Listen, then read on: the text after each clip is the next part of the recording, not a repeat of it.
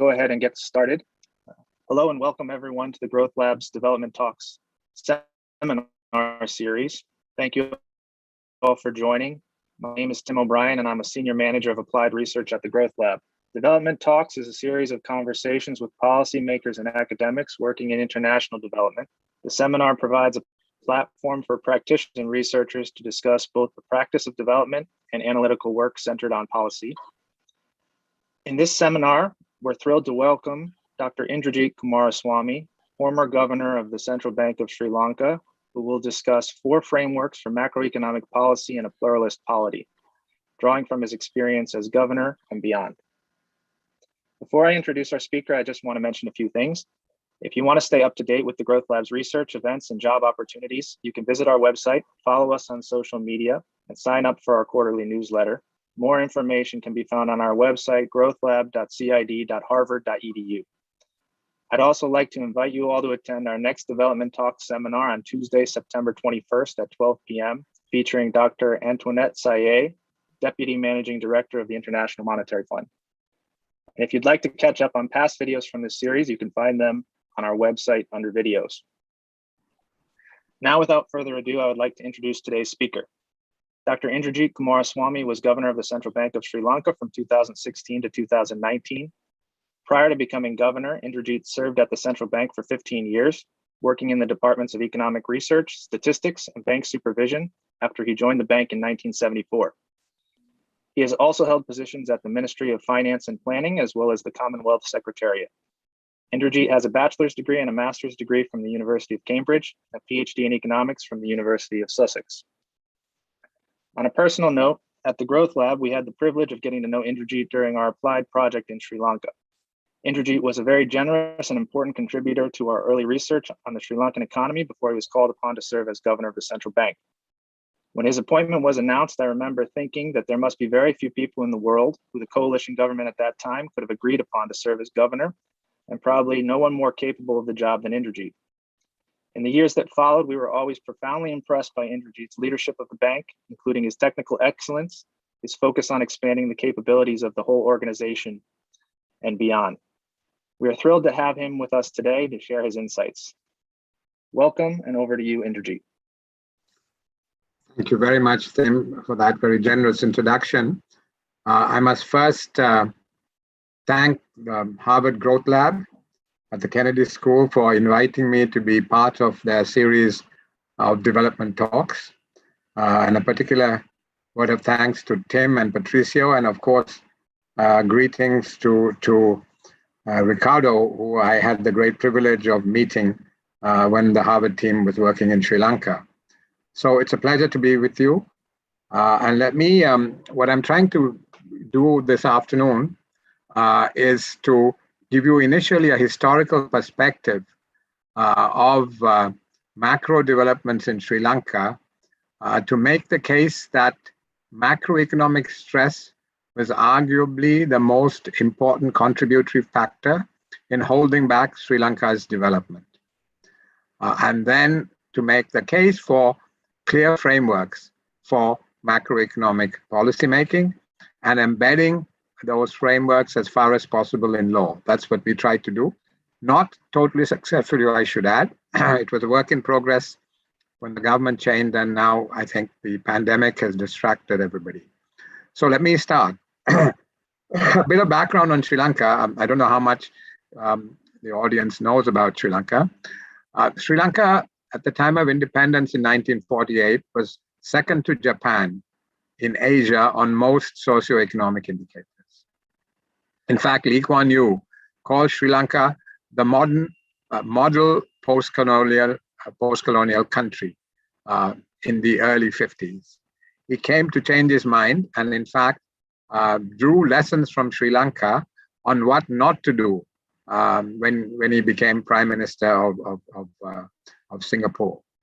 So what about the early years? The early years of post-independence Sri Lanka, there was significant progress made in terms of social development. Sri Lanka has a very vaunted record of social development on any social indicator, whether it is life expectancy, infant and maternal mortality, the performance on the MDGs and now the performance on the SDGs, Sri Lanka punches above its weight. But in terms of growth and wealth creation, the record is far less impressive. So having been second to Japan at the time of independence on most indicators, Sri Lanka has slipped well down the pecking order as far as Asian countries are concerned, particularly in relation to countries in East and Southeast Asia. So what has happened? Let me first start by identifying three mega challenges which are still out there, which the Sri Lankan policymakers need to get their heads around if we are to make significant progress. One is to have a better balance between social development and wealth creation. As I said, on most social indicators, Sri Lanka outperforms. And there is a narrative sometimes you hear in Sri Lanka saying, look, why, in terms of our culture, we're a predominantly Buddhist country. Should we be chasing growth as vigorously as others? Should we not be happy that we have a reasonable quality of life? But if you look at what has happened, particularly after 1971, the developments in the country question the validity of that narrative. We have had 2 youth insurrections in the south of the country and a separatist movement in the north. And while there's been complex social, political, and economic causality, in my view, the most significant causal factor has been the mismatch between aspirations and expectations. The economy was good at educating young people. People were getting through formal education, boys and girls, but it wasn't creating the opportunities for them in terms of gainful employment. And that mismatch led to these violent upheavals. Thousands of young people died in the part of, the northern separatist movement had an ethnic layer to it. The southern insurrections in 71 and 88, 90 was primarily, in my view, economic. So clearly it's not enough to say, you have good social indicators, so that should be the end of the story as far as your development agenda is concerned. We need to do better in terms of creating gainful employment and wealth as far as Sri Lankans are concerned. So that's one kind of challenge. How do you get a better balance between social development and wealth creation in the country? The second challenge is the graduation of Sri Lanka from low-income country status. Sri Lanka was a donor darling for many years because it was the second country after Chile to liberalize its economy. Of those countries that went down the autarkic route, Sri Lanka was the second country after Chile to liberalize its economy. And the traditional donors and Japan is a traditional donor, sorry, the traditional donors were very keen to demonstrate good development outcomes in a country with a liberal economy and a liberal polity. Clearly, Chile in the early stages did not have a liberal polity, whereas Sri Lanka had both. And so in their desire to show good outcomes in a country with these two characteristics, they were extremely generous in terms of ODA flows to Sri Lanka, which was not entirely helpful. It meant that the kind of fiscal discipline that is necessary to create sound macro fundamentals on which sustained growth can be built was never achieved and still hasn't been achieved. And then what happened was the country graduated. The end of the graduation process was about 7-8 years ago, and Sri Lanka lost access to concessional ODA. For many years, it got close to 5% of GDP as ODA flows. And almost all of it was highly concessional. 60% or more came from the IDA from World Bank and the Asian Development Fund in the Asian ADB. So these were the concessional windows of these institutions. So we're talking about 40-year money, 10-year grace period, under 1% administration costs. That's the kind of money Sri Lanka was getting at as I say, a cost of below 1%. So and amounting to about 5% of GDP. So this was really the kind of infusion of external support, infusion of external savings that the economy enjoyed.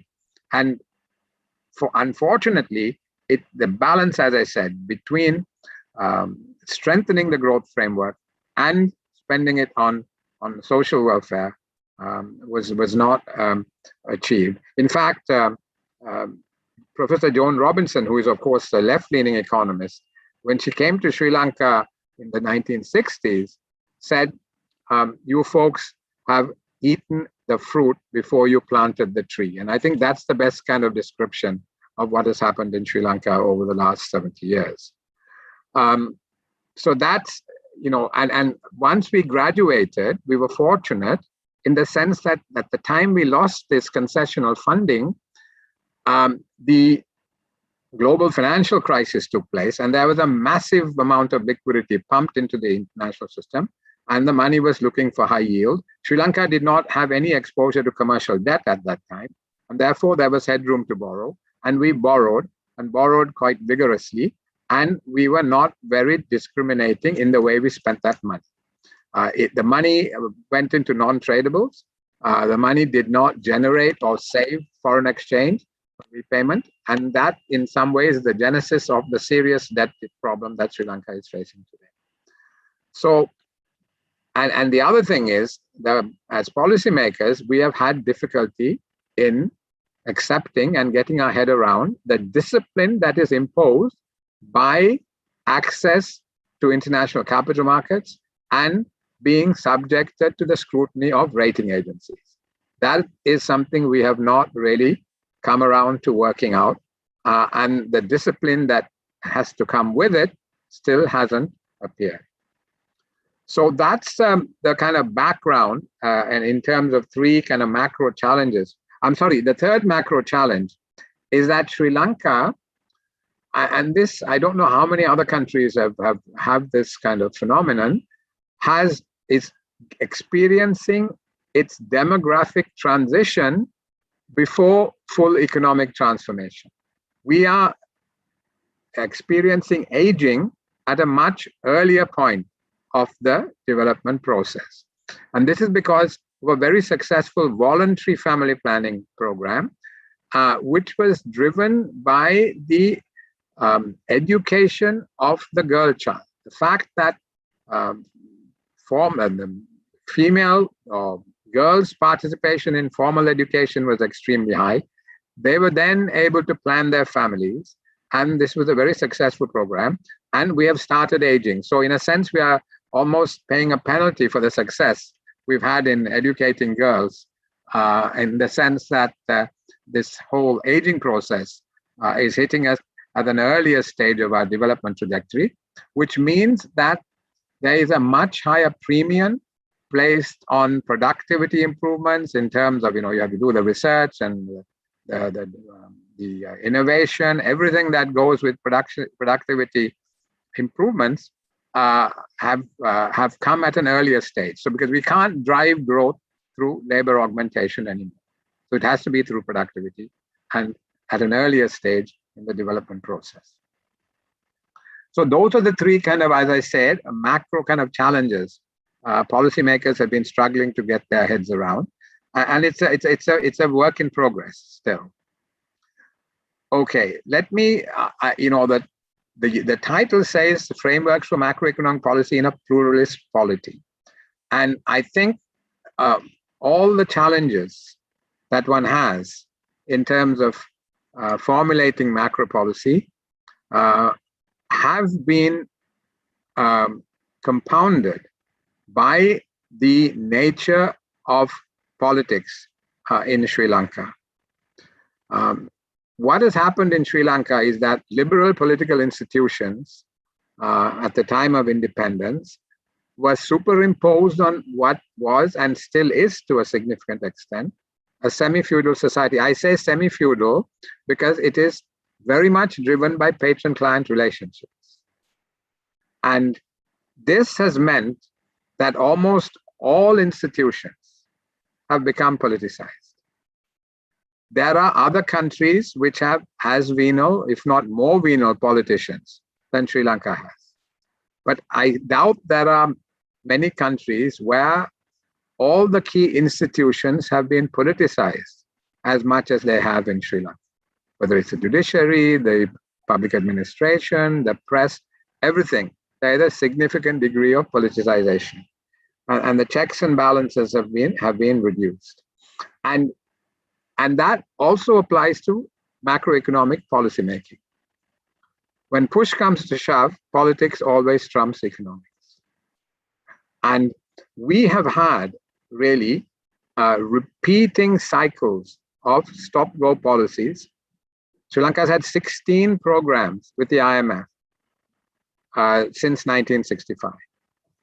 And at the heart of the problem is the government budget, the unsustainability of the government's budgetary operations. And the government's budgetary operations have been constrained by a very toxic combination of populist politics on the one hand and a deeply entrenched entitlement culture on the other. These two things have fed off each other. It's been a non-virtuous cycle which has dragged us down. And this is, I think, almost the key explanatory factor for the macroeconomic stress that the country has experienced for much of its post-independent years. In fact, if one were to caricaturize the Sri Lankan economy, for much of the time, it has been a high budget deficit, high inflation, high nominal interest rate, overvalued exchange rate economy. So diametrically the opposite to what the successful countries of East and Southeast Asia achieve. So this macroeconomic instability essentially, as I said, is stemming from the government's budgetary operations. I'll give a little bit more color to it later on when I come to fiscal policy. But one other point that I want to make is that so in this scenario, the fiscal imbalances also created excess aggregate demand, which leaked into imports, which meant that the country had a persistent current account deficit. So interestingly, if you look at the progress of the Sri Lankan economy, there's a strong correlation between the size of the budget deficit and the growth rate. In East and Southeast Asia, it was a current account surplus that drove the growth. In Sri Lanka, it was the size of the budget deficit, which meant that it was unsustainable. And we had these sugar highs where governments would let go of the budget in a manner that was closely related to the electoral cycle. So each time there was an election, you have this slippage in fiscal policy, and a sugar high is created, and invariably you have an IMF program after the election, and some degree of stabilization then is achieved, and yet the cycle starts all over again as elections approach. So it was a question of creating sugar highs which were unsustainable from day one through overly accommodative fiscal and monetary policy, and then in the end, you basically had to go back to an IMF program and put in stabilization. Now, the other feature to note is that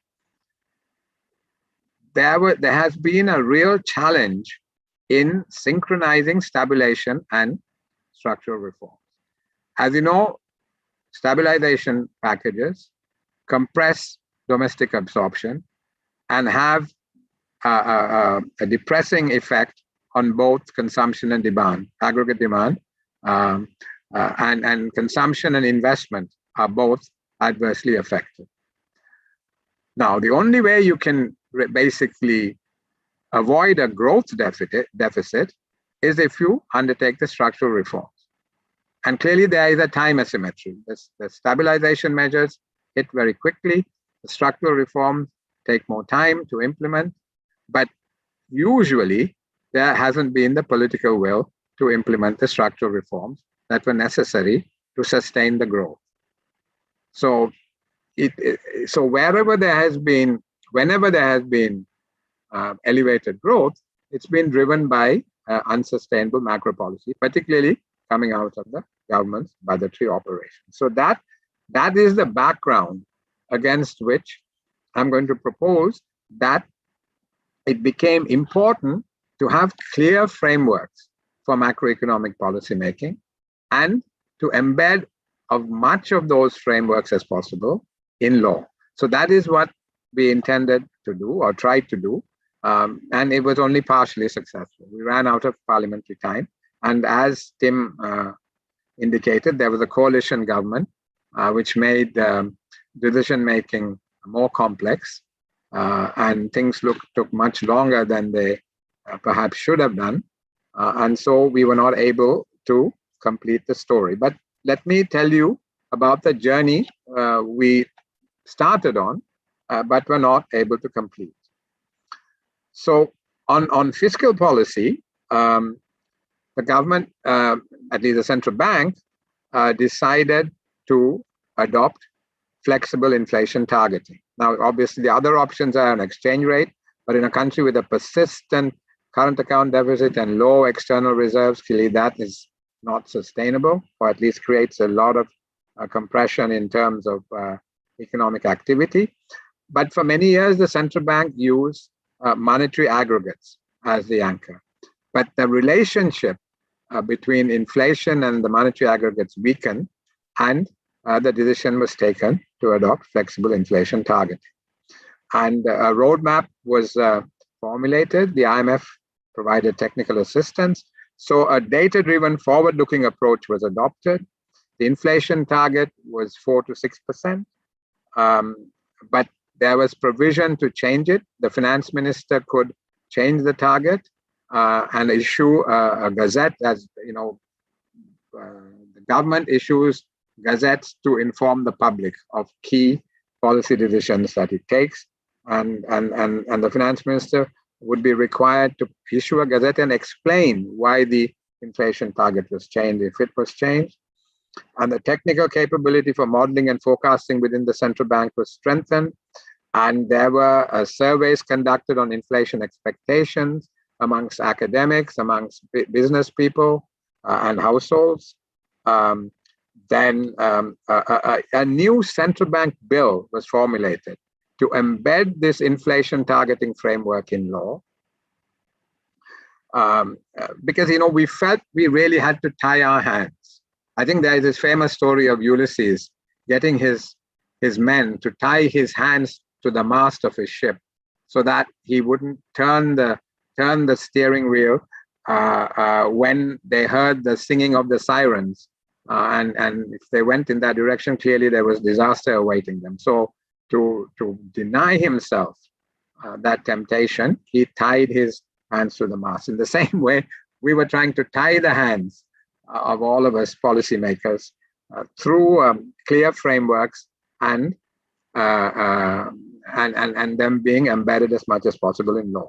So this flexible inflation targeting framework was to be embedded into a new central bank bill, and the bill was drafted. And some of the key aspects of that bill were a bifurcation of the governance structure. For its initial 70 years, the central bank had one monetary board which looked after everything, monetary policy as well as the other responsibilities of the bank. Then the proposed bill actually bifurcated it to have a technical monetary policy board and a separate governance board. And the existing monetary board has the secretary to the treasury on it. And historically, the country's monetary policy has been severely constrained by fiscal forbearance.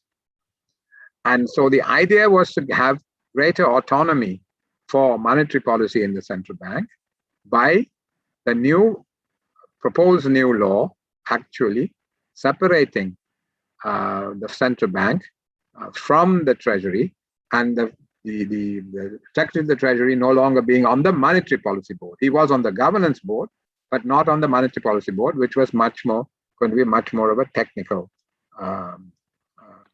board. Other things were that price stability was to be the primary objective. The central bank's current objectives are, these are the twin objectives of price and economic stability and financial system stability. But in the new bill, price stability was to be the primary objective, and financial system stability was to be in the core objective. And also, and this was key, in an attempt to reduce the prospects, or remove at least the prospects of acute fiscal forbearance, by preventing the central bank from participating in the primary auctions for government instruments. Because historically, the central bank has, and most recently too, has been buying a large amount of bills from the primary market. So that's been high-powered money creation, and that was to be prevented.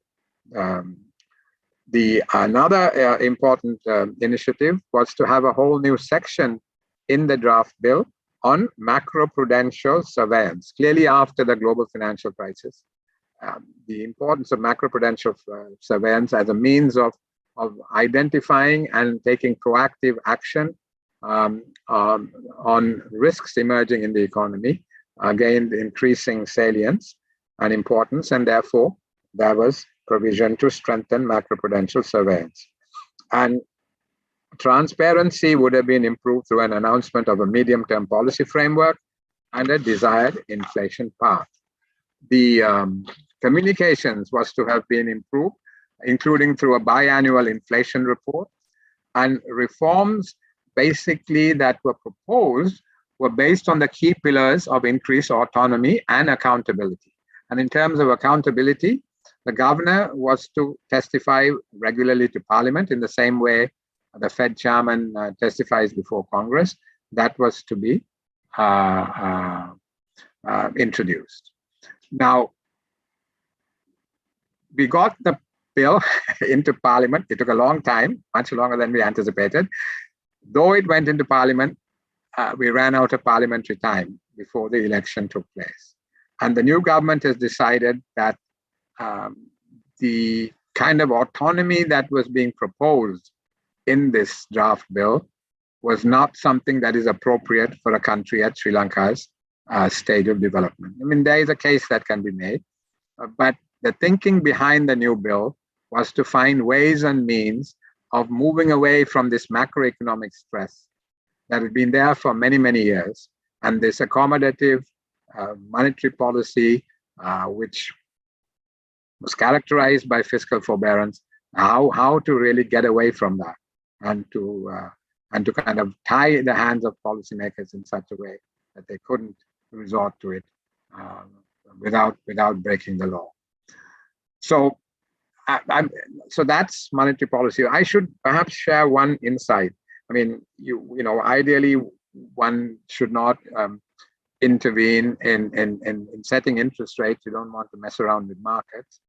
But I think in countries like Sri Lanka, frontier markets, you have to be pragmatic as well. And one lesson we learned was that we had to intervene when it came to lending rates.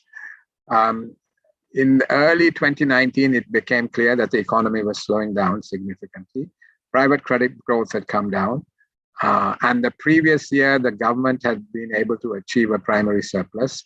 So the borrowing requirement was still high, but not as high as it had been historically.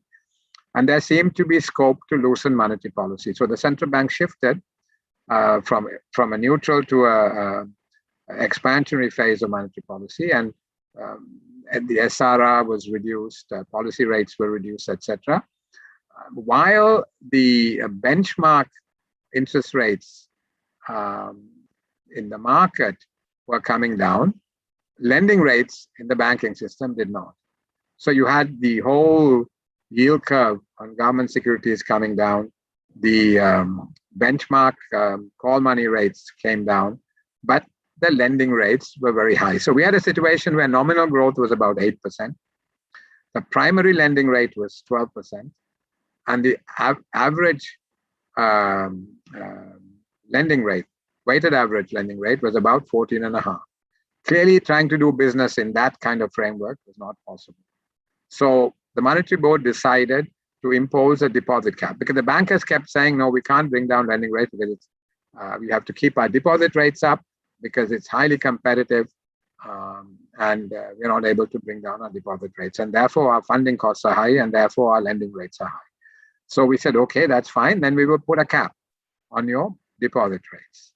And then after some months, once the funding costs began to come down as the deposits were renewed, we then imposed a target for the prime rate, the average weighted prime lending rate of 9.5%, I think, and the average weighted lending rate of about 12. So we actually did interfere in the market. And I think one needs to be ready to be pragmatic, because the problem was the transmission of monetary policy, and at that time was weak. And if that is the case, clearly one sometimes has to intervene. So that's a lesson we learned. On exchange rate policy, now under a flexible inflation targeting regime, the exchange rate clearly has to be the first line of defense for absorbing external shocks. So the exchange rate was allowed to move in line with the balance of inflows and outflows in the FX market. But the central bank did interfere, at least intervened in the market to prevent disorderly adjustment driven by changes in sentiments, which were not aligned with underlying market dynamics. Now, the FX market in Sri Lanka ranges from 60 to 100 million a day. So if, for instance, a bondholder or somebody who had equity wants to take money out and there was 20 million going out, that could disrupt the market. So there were times when, to smooth out disorderly adjustment, the central bank did intervene. But other than that, the exchange rate was allowed to move flexibly, reflecting the balance of inflows and outflows in the market. Now, before I move on to the fiscal side, I'd like to share another kind of rather sobering experience. And that is, I think, the instability that can be caused by capital flows, portfolio capital flowing into and out of rupee securities, government securities. Now, when I went into the central bank, there were, I think, about $3.1 billion worth of government securities, foreign money in government securities, foreign portfolio investment in government securities. Now, that money, as you know, is hot money, which goes in and out, sometimes due to domestic factors, but also due to exogenous factors. Because when the taper tantrum took place, money rushed out. When the US Fed changed its monetary policy stance, then risk appetite in global markets changed. And when that happened, money went out again, with nothing to do with what was happening in the underlying fundamentals in the Sri Lankan economy. And so, you know, our room to maneuver in setting one, monetary policy, and two, in setting our exchange policy, was severely constrained by this large amount of portfolio capital that was there in government rupee securities. Now, it was well-intentioned. The idea was to attract foreign savings. Anyway, we were constrained for foreign savings. So the idea was, okay, this is another source of foreign savings, let's bring it in. But it really did complicate exchange rate and interest rate policy.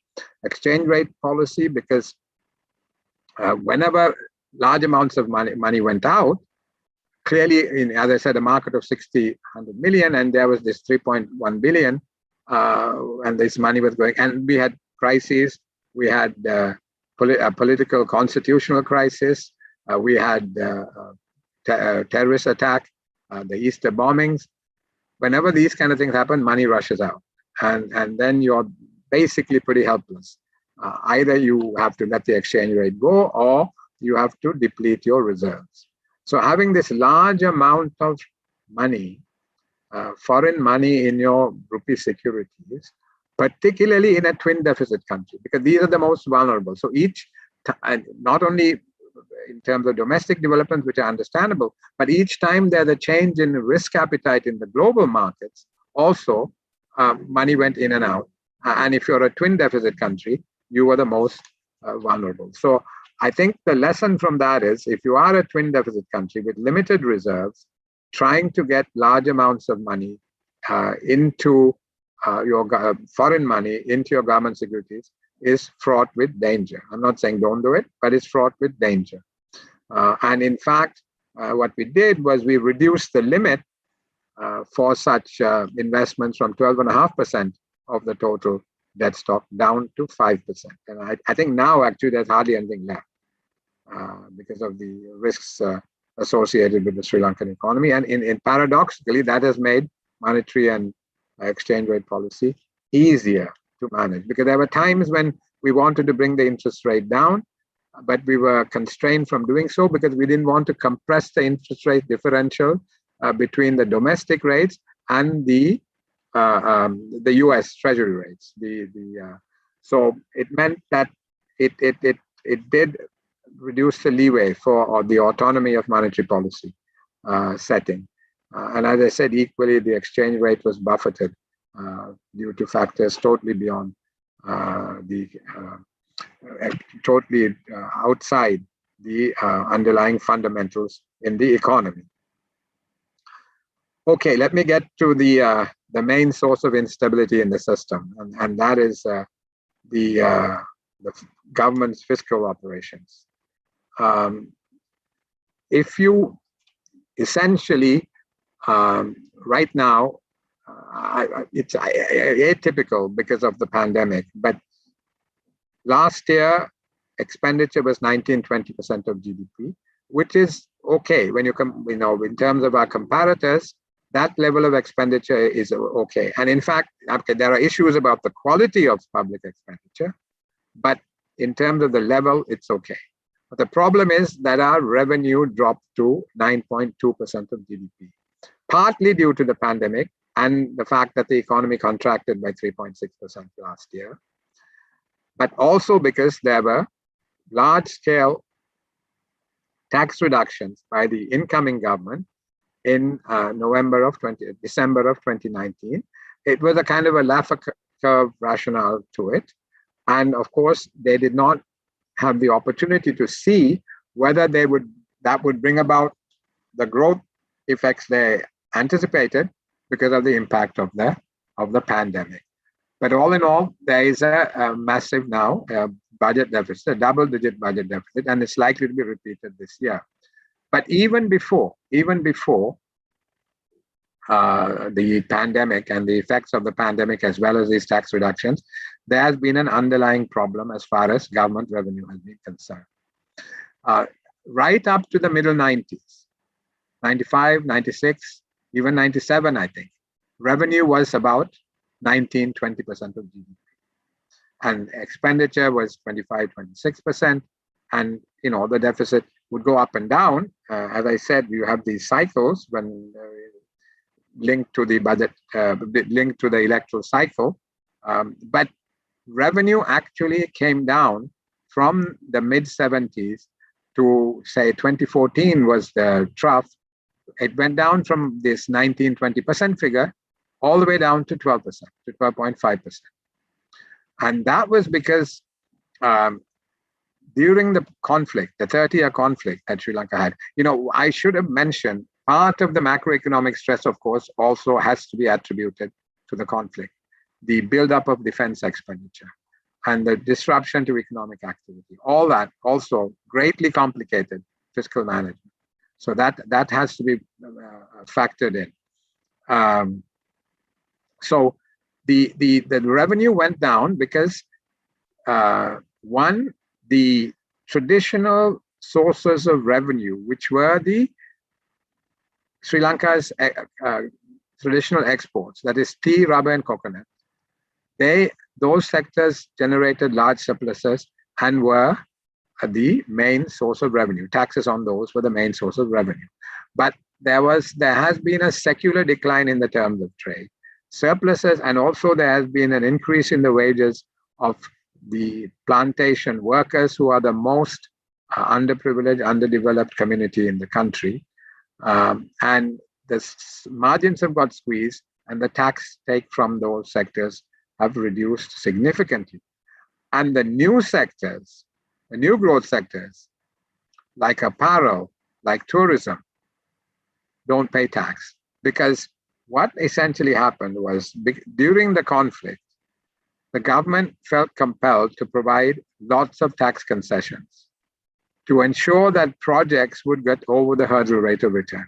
Because clearly there was a war risk premium attached to the economy, and you had to get the rate of return above that. And so they felt that the way to do it was to provide tax holidays. So these sectors, even after the war ended, it's once you give people tax holidays, it's not easy to take it away, and that problem is there. So the traditional sources of revenue have kind of dried up. The new sources are not paying tax, and there is a real structural problem. So a key reform has to be revenue enhancement-based fiscal consolidation, and that's something the government is going to have to come to grips with once they get through the pandemic and the economy resumes a more normal trajectory. But what was done in the previous period while I was in the central bank, this was of course the responsibility of the Treasury, was a great attempt was made to achieve a primary surplus in the budget. Now there have been only 4 years since 1955 that Sri Lanka has had a primary surplus in the budget. And two of those years were 2017 and 2018. You need a primary. Essentially, what one says is that your revenue minus expenditure excluding interest has to be in surplus, because that is the way you're going to drive down your borrowing requirement and your future debt servicing. And so that was achieved. But again, in 2019, with elections approaching, it slipped. But an attempt was made to strengthen the Fiscal Management Responsibility Act, which was introduced in, I think, 2003 or 4. But I think it had a target for debt to GDP and a budget deficit, I don't think it was ever met, actually. It was never met. So the idea was to give more teeth to the Fiscal Management Responsibility Act, and debt to GDP was to have been the key target, with the primary budget balance being the operational target. And there were clear reasons set out in the proposed amendments to the Act, which would enable a breaching of the targets. Things like disaster relief or counter-cyclical policy to address severe recessions like what we are experiencing now. So that was, again, a way of setting a framework and embedding it in law.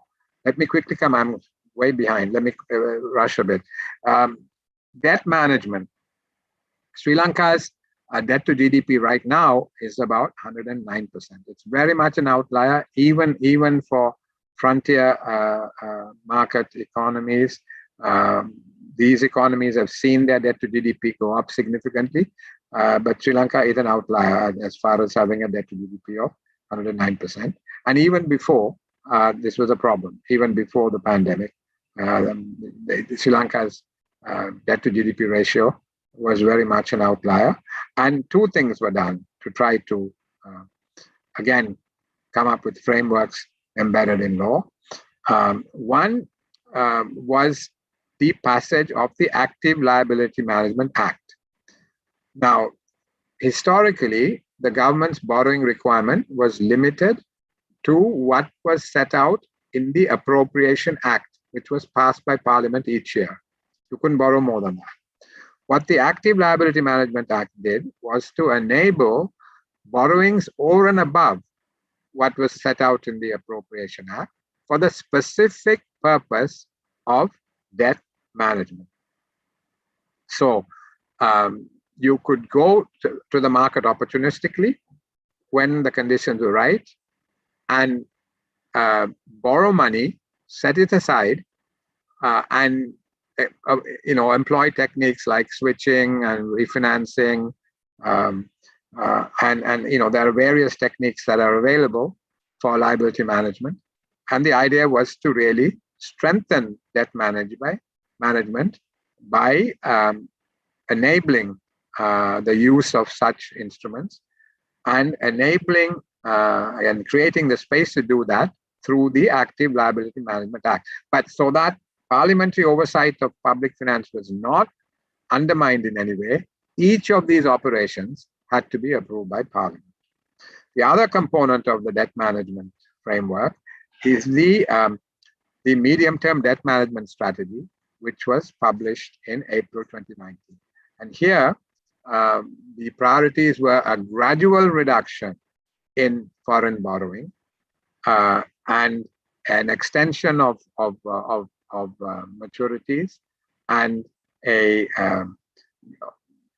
winding down of short-term borrowings, swaps and other short-term borrowings, to improve essentially the maturity profile and the cost of external debt. And the intention was through these two mechanisms to improve the capacity for liability for debt management.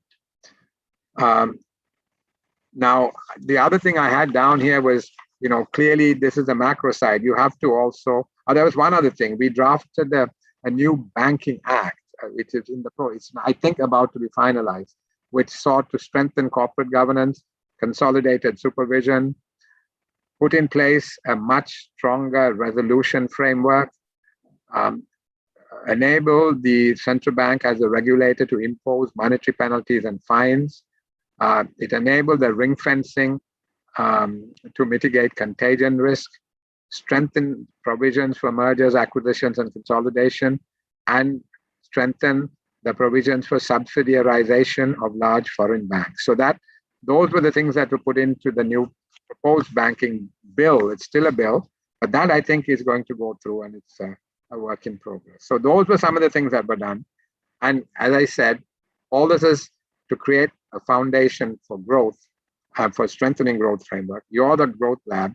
And as far as Sri Lanka is concerned, your colleagues who worked on Sri Lanka will know there's a lot to do, whether it's the factor markets, the ease of doing business, investment promotion, trade policy, including trade agreements, trade facilitation, education, training, skills development, energy security, R&D, innovation, entrepreneurship, having a better targeted and more effective social safety net, all those things, to support the growth framework, all those things are necessary. And the final point I'd like to make is related to the international dimension.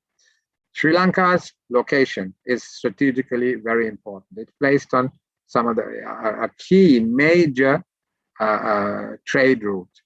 I think, I can't remember now, something like 60-70% of the world's oil passes within 20 kilometers of Sri Lanka. I think there's some number like that. I'm not sure whether that's the right number, but it is a key strategic location. And with an increasingly multipolar world, Sri Lanka has, in my view, a greater potential to leverage the dynamics of the geopolitics of the Indian Ocean region to its advantage. But there are some rules of the game that need to be observed. Sri Lanka is 20 miles off the coast of India. We are within India's defense perimeter. And India's foreign policy basically has been, as long as there is no third-party footprint of a strategic nature in Sri Lanka, they basically let us do what we want to do. if there is any such doubt in their minds, they're quite capable of destabilizing the country, which they have done in the past. So, Shiv Shankar Menon, who was a former foreign secretary and national security advisor, an extremely thoughtful man, in his book writes, Sri Lanka is like an unsinkable aircraft carrier parked 20 miles off the coast of India. So that is the mindset of the Indian strategic establishment. So we need to keep that in mind. So whatever we do, we need to remember that we are within India's defense perimeter. And there is a real opportunity, because I think President Biden at the G7 summit spoke about this, the competition of ideas, the competition of democracies versus more illiberal systems. And India, because of that competition, I think is going to get a pretty strong tailwind. I see very recently the Australians have sent ex-Prime Minister Abbott to negotiate a fast-track trade agreement with the Indians. So I think, India, I suspect, after the pandemic, will enjoy a period of rapid growth, and they have their demographics in their favor as well. And Sri Lanka, and the possibility exists for India to do for the South Asian region what the rise of Japan and then China did for the East and Southeast Asian region. And India's now neighborhood first policy, which they have, I think, given greater prominence to after China's entry into the region, means that there is a possibility of Sri Lanka essentially piggybacking on India's future growth. And this becomes more possible, in terms of supply chains, etc., penetrating supply chains, because historically, though we've had proximity for millennia, the infrastructure in both countries has been so bad that the transaction costs of doing business across the border was very, very high. Now, ports, airports, roads are all improving in both countries. So it becomes much more possible for Sri Lanka to take advantage of what's going on in India. China, has been a very good friend of Sri Lanka for many years. It stems from the fact that way back in 1952, Sri Lanka signed a rubber rice pact. We sold rubber for rice from China at a time when the relatively new Chinese communist regime was ostracized by many of the major powers. And the Chinese have never forgotten that.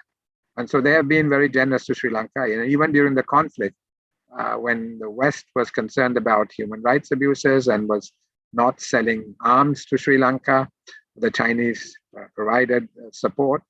And so there is a close relationship. But this Chinese debt trap narrative is unfounded, because Sri Lanka's debt to China is less than 10%. It's about 9 to 10% of the total debt stock. And Japan has 11, and the multilaterals have much higher. The ADB and World Bank have higher shares of the debt stock. The Chinese debt stock was increasing rapidly, but in terms of the totals, share of the total, it's still low. And now the government of Sri Lanka has decided, because of its debt dynamics, to pivot from loans to equity. So hopefully those concerns around the world can be allayed. And Japan, again, has been a very, very firm ally for Sri Lanka. They have been the number one bilateral donor for many years, until the last, say, about 10 years, when China emerged as the number one bilateral donor. So, as I said, we need to balance and of course, the US and Europe are our primary markets. 60% of our exports go to these two markets. So that's key. And vast proportion of our bonds, our international sovereign bonds, are held by Western, particularly American, fund managers. So there are very strong economic links between all the major powers in the country and Sri Lanka. And what we need to do is basically leverage our strategic position and to be neutral enough to benefit from all these relationships. We need to be agile and smart It can be done, and it's an opportunity. Thank you very much. I'm sorry I've taken so long.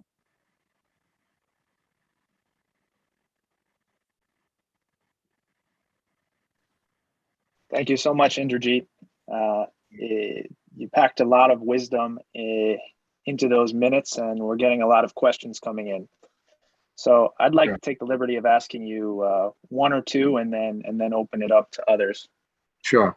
So my first question is, from experience of working with other countries, we see a lot that are in similar types of macroeconomic predicaments to the ones you faced in Sri Lanka, especially where the timing, the pace, and the sequencing of reforms matters.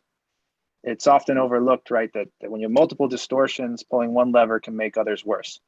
So you might know the new macro equilibrium that you want to face, but you don't necessarily know the exact path to get there.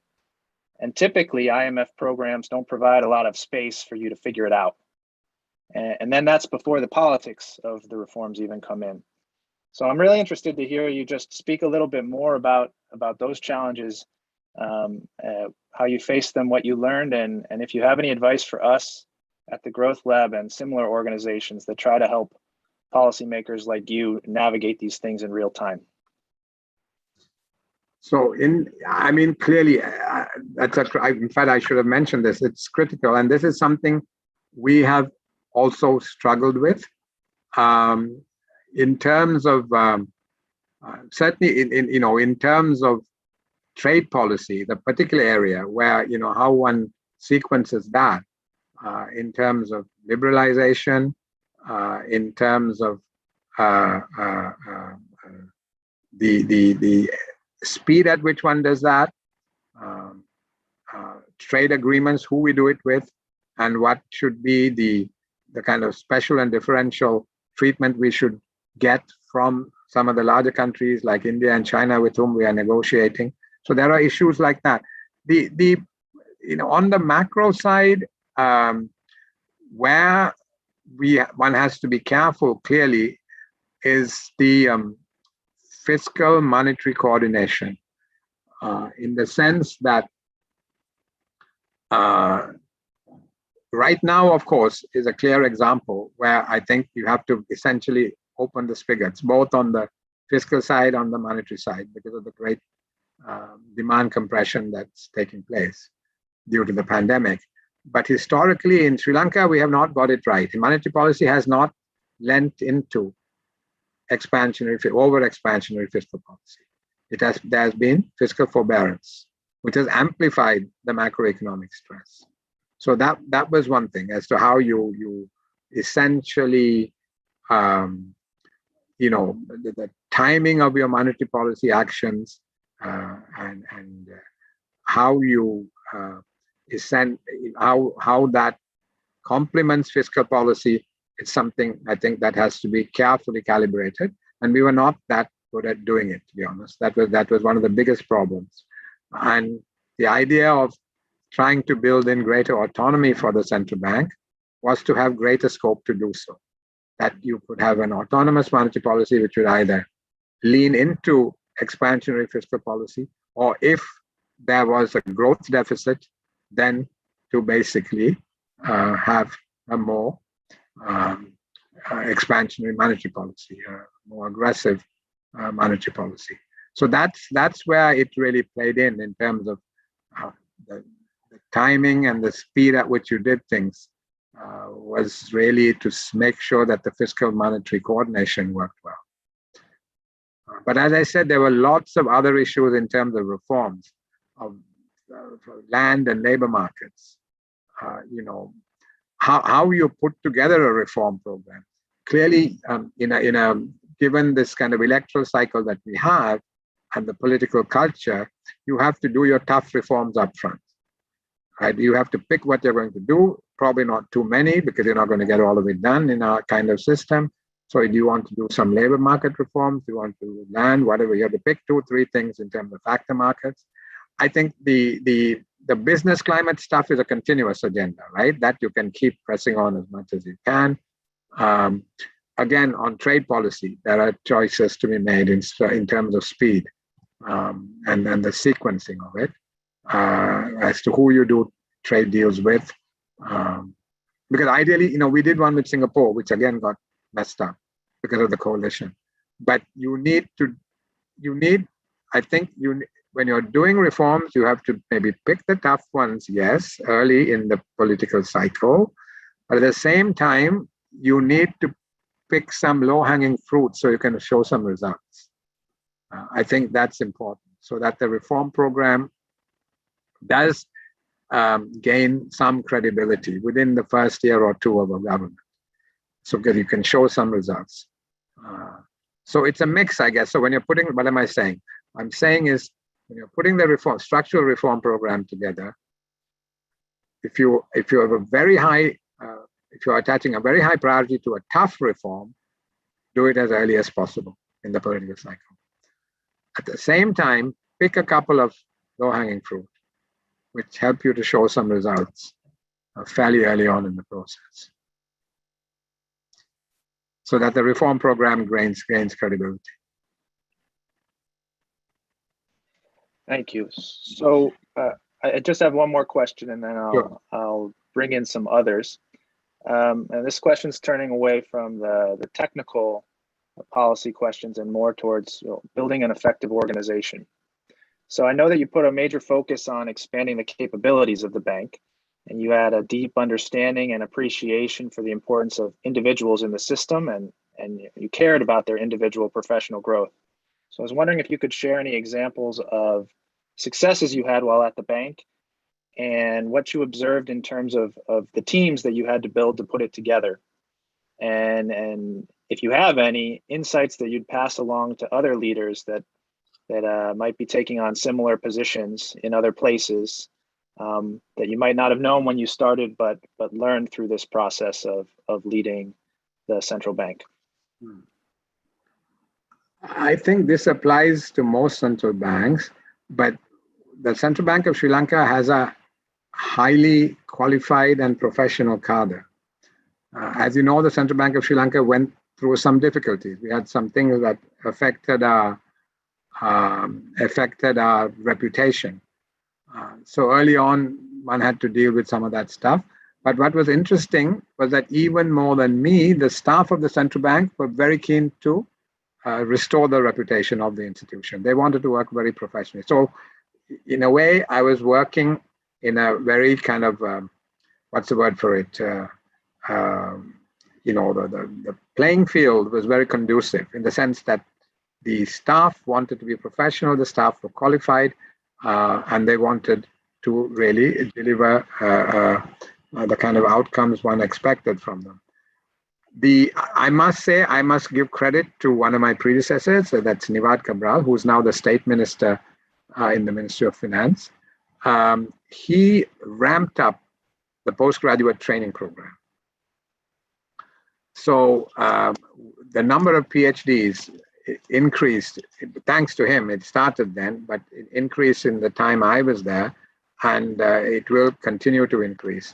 So the academic training that is being built into the human resources in the bank, I think has been a good thing. And I think that has been very important in contributing to the quality of the work that they do. The other thing is, I must say, now I'm having a senior moment, that the famous head of General Electric, anyway, I can't remember.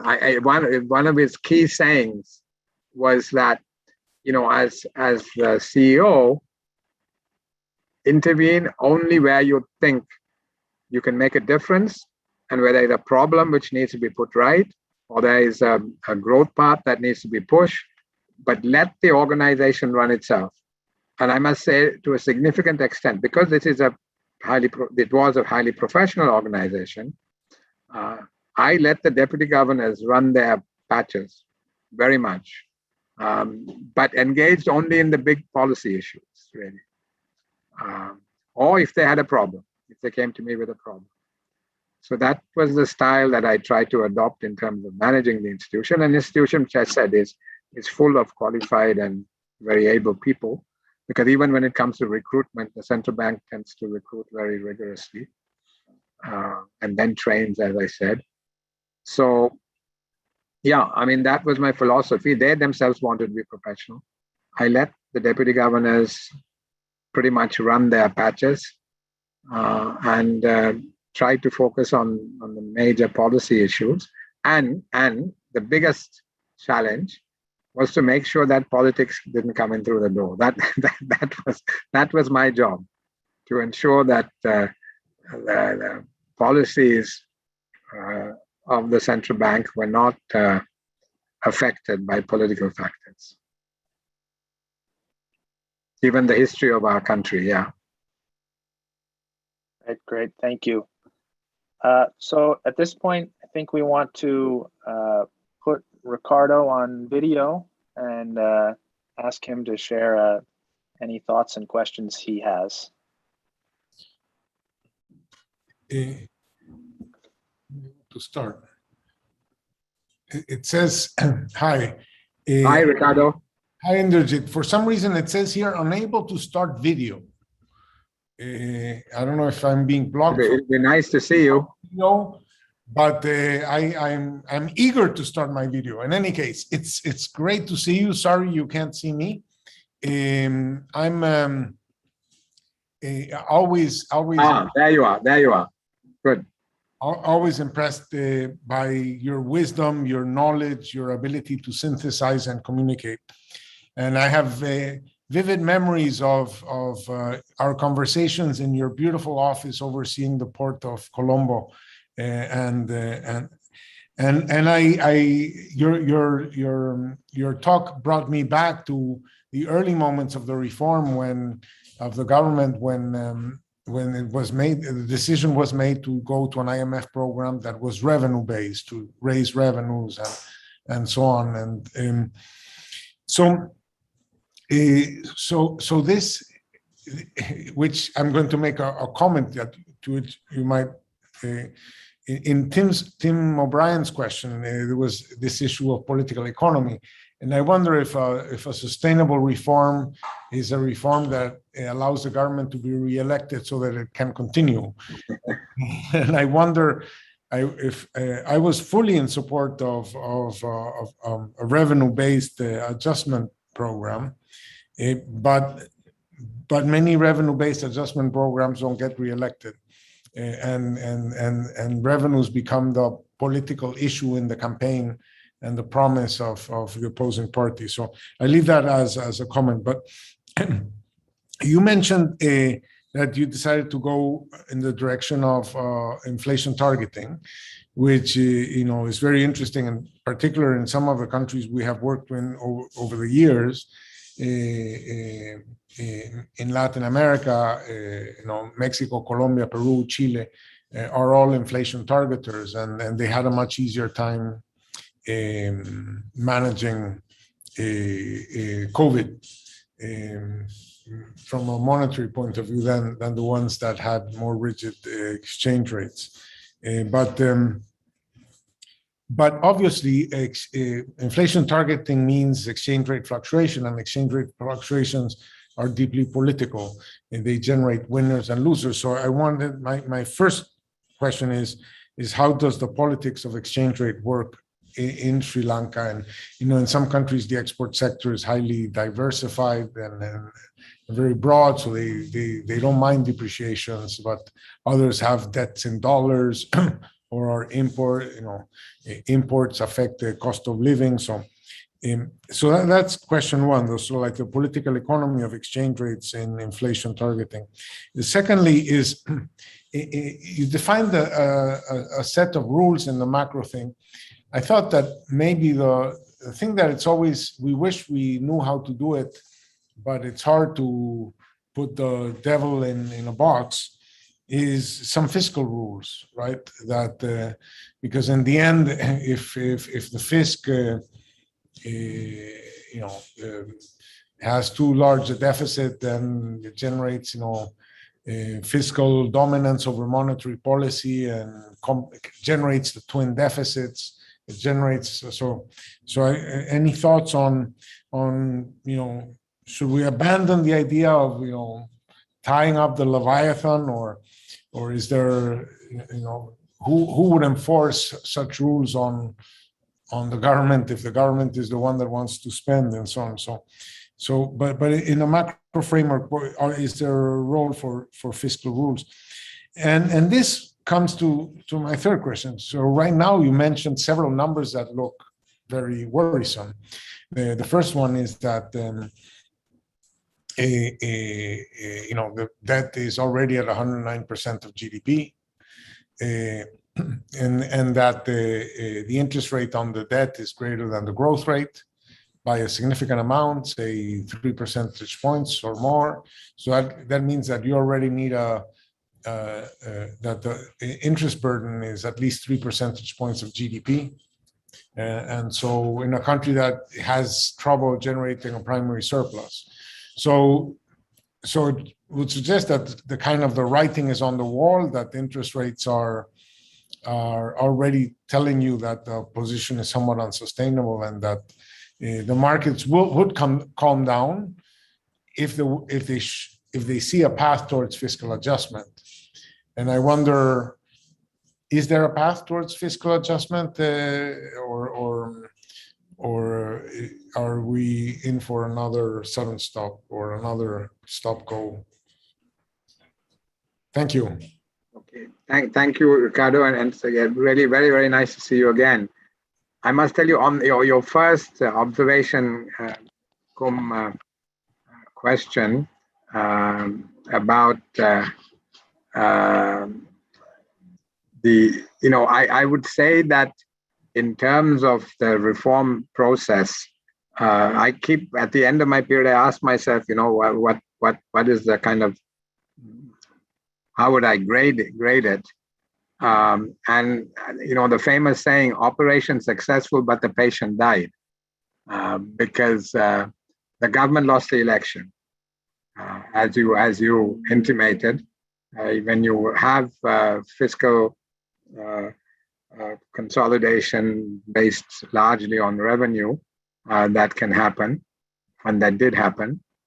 Because if you looked at the macro indicators, if you looked at inflation, if you looked at reserves, if you look at the current account deficit, and even the currency in 2019, the year of the election, actually appreciated by 0.5%. So a lot of the indicators were in the right place, but growth was 2.3%. That was the issue. As I said, that's why I said it becomes so crucial that if you are going to have a stabilization program, you have to really push very, very hard on the structural stuff, so that you don't end up with this, operation successful, patient died now. On the political economy of the exchange rate, in Sri Lanka, it's extremely political, because the import component of the basic consumption bundle is very high in Sri Lanka. It's a small open economy. And so the exchange rate does impact the cost of living, not as much as it used to, because in the past we used to import quite a lot of our rice requirement, our staple food requirement. But now the country is pretty much self-sufficient. There is, unless there is some weather disturbance, there are no rice imports. And so that has really given greater room to maneuver as far as the exchange rate is concerned. But still, oil is imported, wheat is imported, and in urban areas, a lot of bread is eaten, pharmaceuticals. So the exchange rate is extremely political. So when you point the impossible trinity out to politicians, they say okay, let's increase the interest rate. Forget about the exchange rate, leave that alone. Let's increase the interest rate. But actually, that ends up being a triple whammy to growth in the economy, which is what they are looking for as well. Because if you have an overvalued exchange rate, essentially you're subsidizing foreign producers at the expense of your own producers, exporters are disadvantaged, and import competing goods producers, goods and services producers are also disadvantaged. So there's a hit to growth through a overall exchange rate. And then by holding the exchange rate, if you let interest rates go higher than they would have done otherwise, if you had a more balanced policy stance, then the cost of funding in the economy goes up. So really, I mean, I remember one of my macroeconomic tutors at university used to say, don't be a one club golfer. Use all the instruments at your disposal. And I think we need to balance it out. And but you're right, the exchange rate is extremely political. Governments would want you to do anything other than depreciate the currency. Right at the moment, the central bank has told the banks that they cannot sell dollars at more than $203, 203 rupees to a dollar. But the parallel market rate is way, way above that. But I don't know how long they can hold it. But the reason why they're doing it is, again, as you very correctly suggested, is a highly political nature of the exchange rate. On the fiscal rules, I think somehow one has to convince our political masters of the need for it. Because as I said, Sri Lanka, right now, we are all the independent analysts, the rating agencies, the research notes coming out of financial institutions, all are flashing red, saying that there could well be a train crash further down the line. The only way to get out of that is really to have a clear framework, and to embed it in the law. As I said, the whole Ulysses story of somehow we have to convince our political masters that it's in their interest to tie their own hands. Now, what I don't know is whether we would need to have a catastrophe before they learn that lesson or not. That is to be seen, and we will know fairly soon. Because if we don't, one option for them, they have two options: either to be bankrolled by bilateral friend, which is basically China and India, or they have to go to the IMF. And if they go to the IMF, there will be again revenue enhancement based fiscal consolidation that will be necessary because revenue has really collapsed. So I think there have to be fiscal rules. We have to work hard at explaining it to the people also and to the politicians. I think we need more bottom-up pressure. One of the lessons that I learned is that you have to create awareness and have bottom-up pressure for the politicians to react on the independent, on the central banking bill, on the fiscal rules, all those things. We were talking amongst ourselves. We're talking to the think tanks and the academics, but not enough to the person on the street to explain this. And if I had to do things again, that is something I would have given much more attention to explain things like why we need fiscal rules, why we are an outlier when it comes to debt and deficit. So how do we get over that? We are an outlier when it comes to being a twin deficit country. How do we get over that? So some of that, I think the only way to do it is to raise awareness amongst the people. And Sri Lanka is a relatively well-educated population, so one can do that, and to bring about bottom-up pressure, and that's the only way I think one can get politicians to respond. And of course, once you have fiscal rules, rent-seeking opportunities also come down. That's another problem for them. So, yeah, I think definitely we need fiscal rules. The question is, how does one navigate the process towards getting them accepted by our political leaders? Then on the debt trajectory, I remember listening to you on a webinar you did for some Sri Lankans, that the interest to revenue ratio is crucial. Well, the interest to revenue is now 70%. So that as you would emphasize is an exorbitantly high number. So we have to find a way of having a primary surplus. The new Inland Revenue Act introduced by the previous government, which has now been overturned, shifted from tax holidays to investment allowances.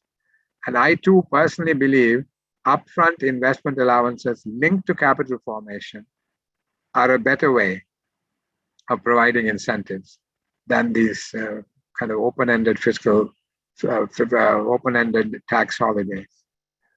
So you're right. I mean, we are on a fiscal path that has to be adjusted and adjusted dramatically. I think, in my view, unless China and India are willing to write big checks, which I don't think they will, we will have to go to the IMF. What we will have to do, though, is to negotiate a trajectory of fiscal adjustment which takes into account the effects of the pandemic. I hope they will show enough flexibility for that fiscal adjustment to be backloaded much more than they would otherwise allow. I don't know whether I've responded to your questions, Ricardo. Yes, absolutely. No, and very thoughtful. And there are many, many other questions that people are waiting to ask you. So thank you for your answer, and let's pick it up after. I hope we meet in Colombo soon, at some point. Inshallah. Okay.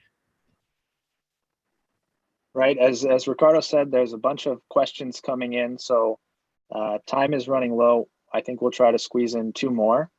First, I'm going to ask Tarawaki Fuji. Apologies if I mispronounce your name, but I hope you can introduce yourself as you come on video and ask Indrajit your question.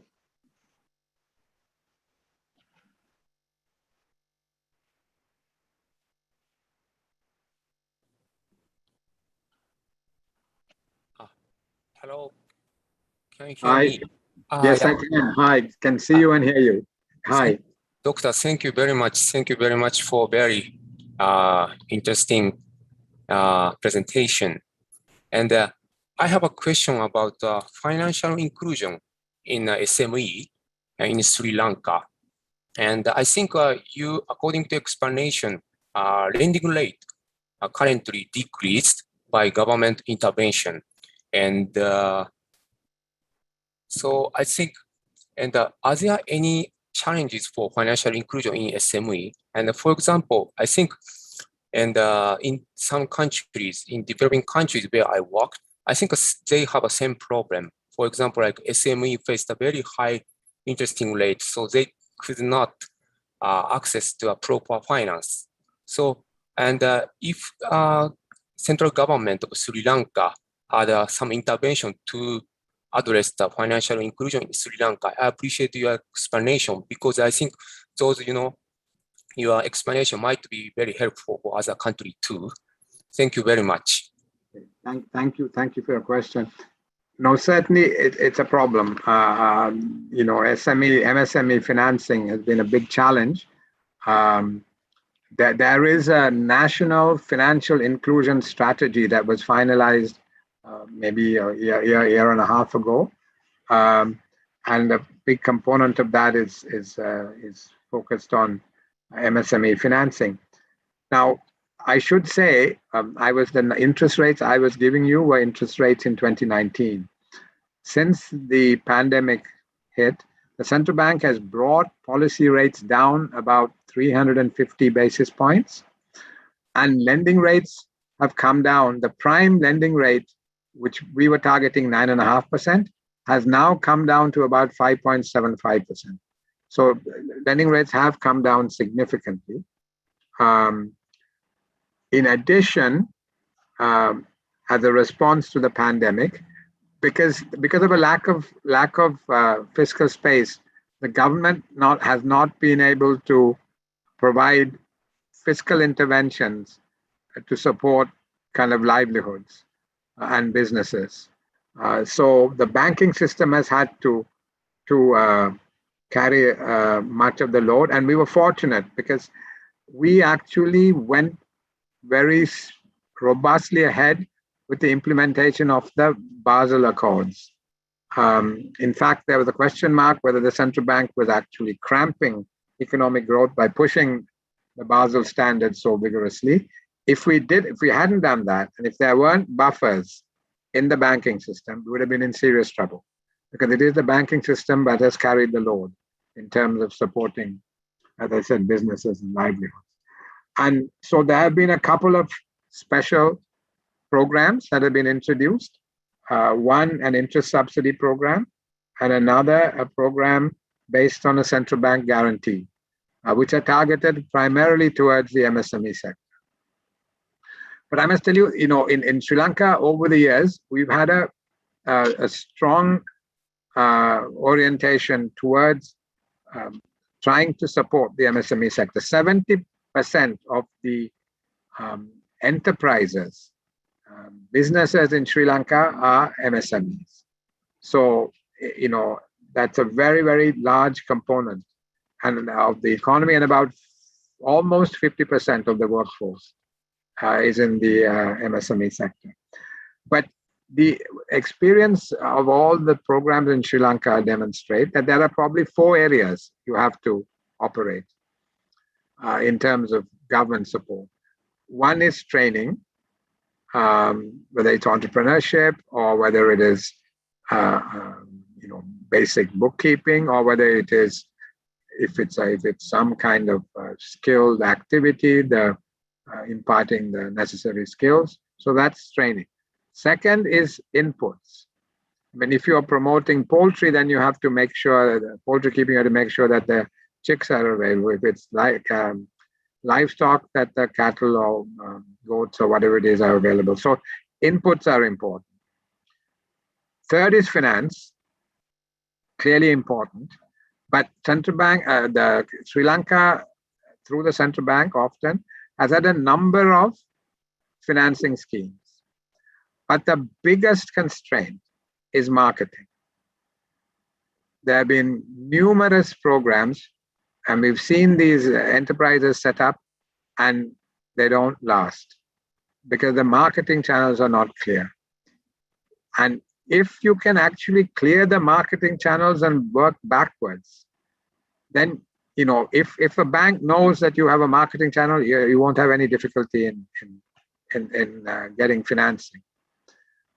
So that is, I think, where more work needs to be done, and more work is beginning to be done in Sri Lanka. There is now a better understanding that you have to hook these people up either to their local supply chains in terms of their local markets, or the regional supply chains, the national supply chains, and if possible to international supply chains.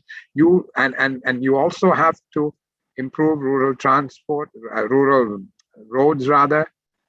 And in Sri Lanka, post-harvest losses are around 35 to 40%.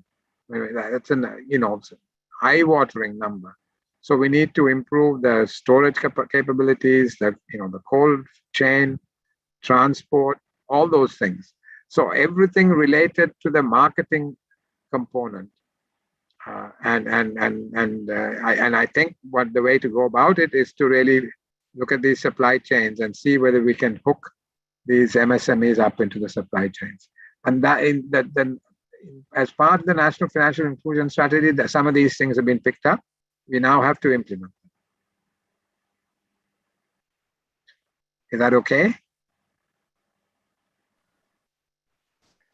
I think you've answered that question very well, Indrajit. So we're running really low on time, but I want to combine just a couple more, and apologies to everybody who didn't get their questions answered. Sorry, and apologies for a hard question at the end. But several people are asking really about planning for the future and COVID-19.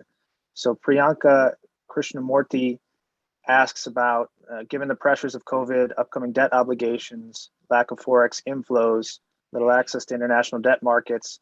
Her question is about how should governments be thinking about soft sovereign debt defaults at this point? And along similar lines, John Soilu,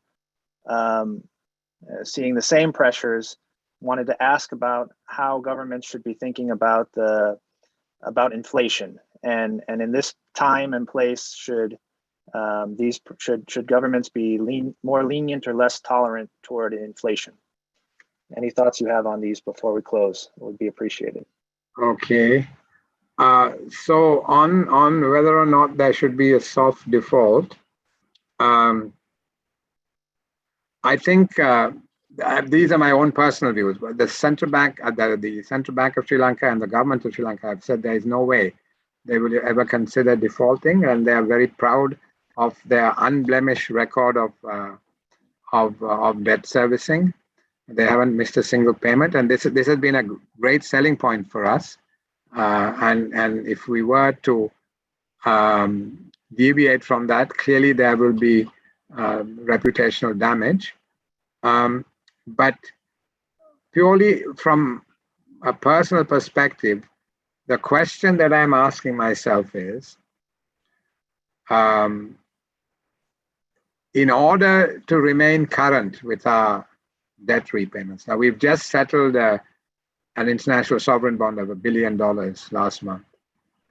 But in order to do that, we've had to impose a number of import restrictions. And those are scarring the economy. It's quite clear. There is quite a lot of scarring going on. So what I think the authorities need to work out is, are we going to pay creditors 100 cents in the dollar when they've already discounted the debt, further down the yield curve to even below 60, I think. So if they're willing to accept that, should we scar the economy to pay them the full amount, the face value? So that's the question one needs to ask. The other thing is, what does one lose if one does a soft default? One is, of course, market access. However, due to the pre-existing challenges and then the tax cuts as well as the effects of the pandemic, Sri Lanka was downgraded and we no longer have access to capital markets. So the biggest downside of a soft default would, of course, be lost to capital markets for a period of time. Now, if you don't have market access, and it's unlikely we'll get a market access immediately, that downside is no longer there.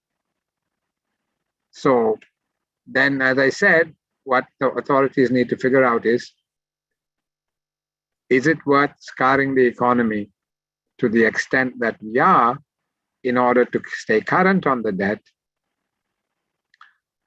And if we do stay current, what are we benefiting? If Sri Lanka's debt service payments are about $4 billion USD, external debt payments, about $4 billion USD per year over the next 5 years. So if one does a soft default, you might be able to save a couple of billion, because about $1 billion is multilateral debt servicing, so you can't touch that. And the rest of it is bilateral and commercial debt. So you might, you could possibly save a couple of $1 billion for 2-3 years at the beginning, which will provide some oxygen for the economy to recover from the pandemic. So that's a calculation I think the authorities probably are thinking about. I mean, I don't know. But up to now, they've said that they are determined to meet their obligation. And the fact that they service the ISB despite all the challenges, despite the painful measures they've had to take. They settled the 1 billion in June. They settled another 1 billion in October last year. So people can't think that the Sri Lankan authorities have a frivolous attitude to their obligations. So having established that kind of commitment and willingness to pay, hopefully that creates a little bit more space to have a soft default and still be able to go back to the markets relatively quickly after that. But of course, in order to do all this, you would have to have an IMF program. I don't think it'll be possible even to have a soft default without some kind of IMF program in place.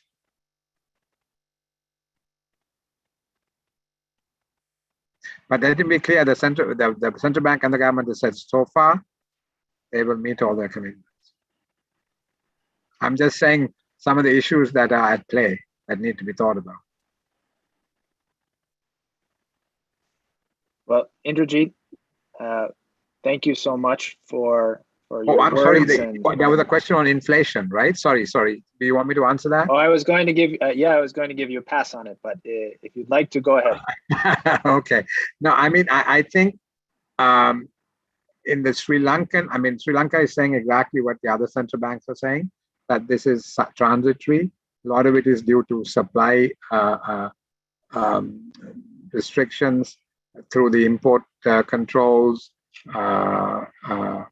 and that it would be transient. But the thing is transitory. But the thing is, if, in quotes, transitory inflation persists for a while, then inflation expectations change. Wage pressures come. And then it's no longer a supply-driven transitory price elevation. You then come to the kind of demand side of the problem. So a lot is going to depend on how long this, in quotes, transitory inflation carries on for. If it carries on for a period of time, I think then you need to start worrying.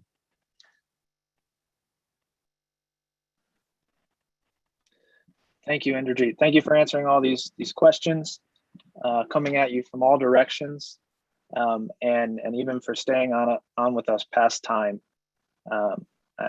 I've really learned a lot and appreciate you sharing your wisdom with us. So for everyone else, the Development Talk series will continue. Thank you for joining us, and you can keep up to date on the next events through social media and on our website. So thank you once again, Indrajit, and look forward to seeing you in person sometime again soon. Hope so. I look forward to that very much.